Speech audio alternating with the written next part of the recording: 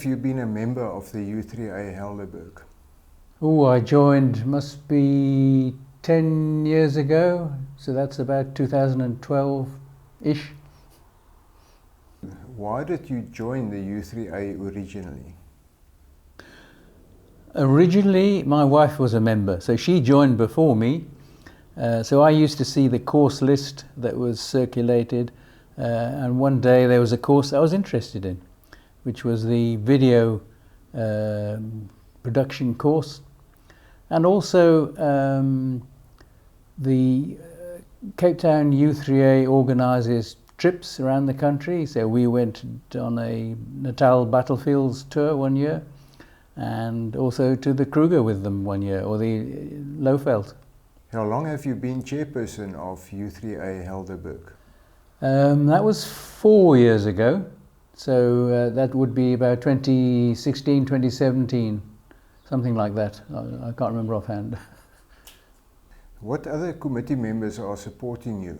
Well, we have a committee of about 10, 12 people.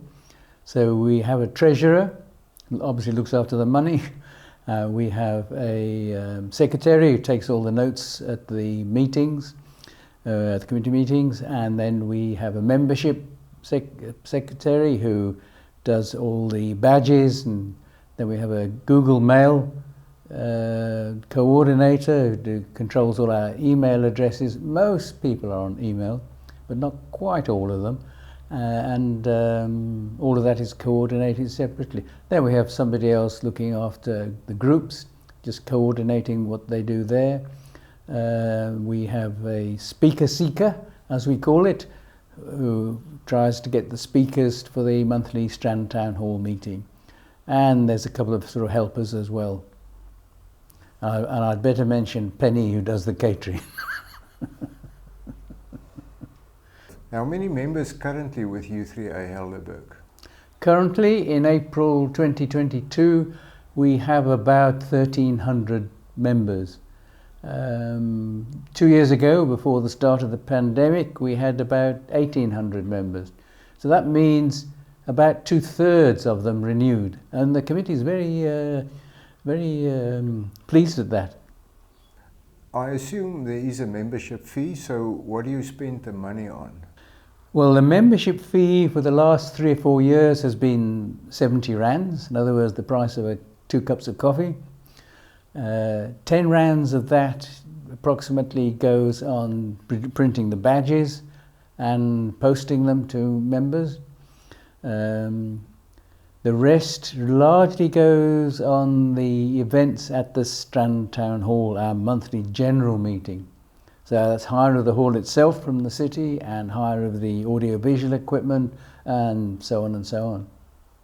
How many different courses or groups that are currently active? Currently, in April 2022, there are probably about 15 of the old groups resuscitated. So the focus now is trying to get the groups that existed prior to the pandemic 2 years ago, resuscitating, going again.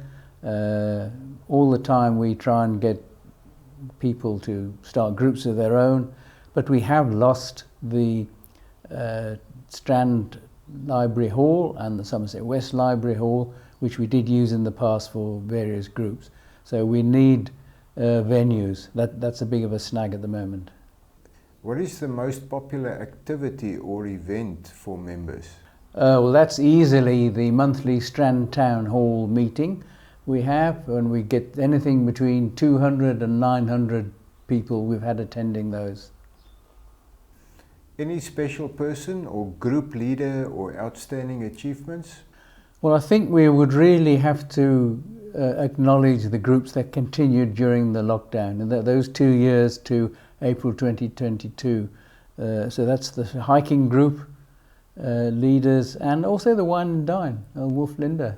He kept them going. Everything else just about shut down, other than those, of course, that were held via Zoom. And I think we must express appreciation to those that managed our meetings during the lockdown on YouTube. What impact did COVID had on U3A Helderberg?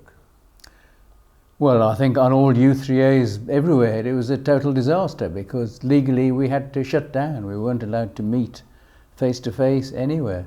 Some outdoor groups continued, the hiking group for example, and a couple of ones where they could meet at a wine farm or with a much reduced attendance.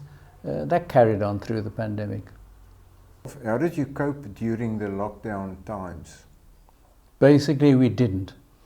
The government, of course, stopped all face-to-face meetings, so we couldn't get together in people's houses. We couldn't have a meeting in the Strand Town Hall. We couldn't meet anywhere, really. So the only activities that continued were hiking, which of course is obviously outdoors, and wine and dine, which is a wine farm, provided they had tables outside, and much reduced attendance. When did activities normalise after COVID? Well, it's a gradual ramp up from April 2022. Some groups restarted perhaps January, perhaps even a month or two earlier, and that's the armchair travel and Scrabble and whatever, card games and so on, where they meet at people's houses. Unfortunately, we've lost the Strand and Somerset West library halls because they're in use by the municipality now, or the libraries. So obviously venues become a problem. How do you recruit new members? Basically through word of mouth. We do advertise the upcoming event at the Strand Town Hall. We do have application forms at the monthly meeting. We do have application forms downloadable from our website. But really it's word of mouth. Do members need to live in the Helderberg area to be able to join? There's no restriction on where they live or age groups even. It just helps if you want to get about to the Strand Town Hall, not to have to travel too far. We do have members the other side of Stellenbosch and so on, but it helps to live in the locality. But it is not a restriction in the Constitution, no. Have you got any interaction with other U3A chapters, local or abroad? We don't have any contact with other U3As. They're all autonomous.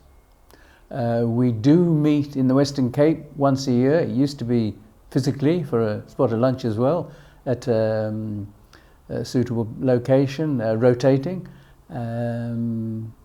Other than that, last year we had to meet via Zoom.